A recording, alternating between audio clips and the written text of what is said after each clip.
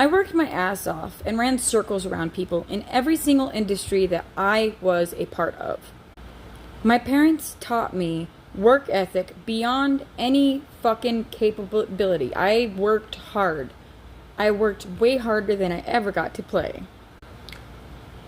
Working class citizens. That's what I've been. My entire life, I have been a working class citizen.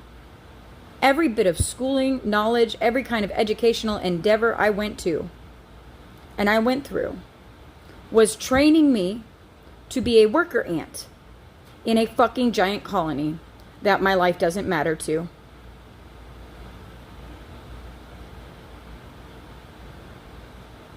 Go watch Ants the movie. I was taught to be the same kind of person as Z. You and me both, right? That is what I was brought up to be. Not by my parents, but by the system. By, not just the system, by the government, by local entities. Well, we moved.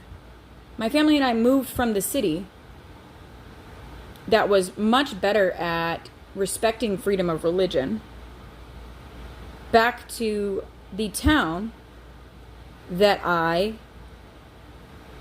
was a victim of the religious supremacy complex of, even as a child. And now that same cult is going after my child. Do you see how that generational abuse cycle continues happening because the same religious cult keeps targeting girls around my daughter's age and targeted me when I was around my daughter's age? And I was allowed to be a mommy as long as I was pretending to be a part of the cult. But then I said, you're not allowed to implicate political preferences with your nonprofit organization status as a 501c4 or C3. You're not allowed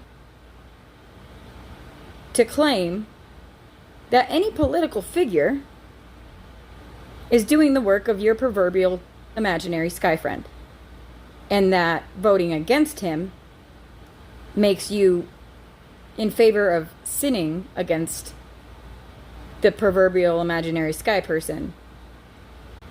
This brings us back to, the government cannot tax disabled people's disability income because that would be money laundering.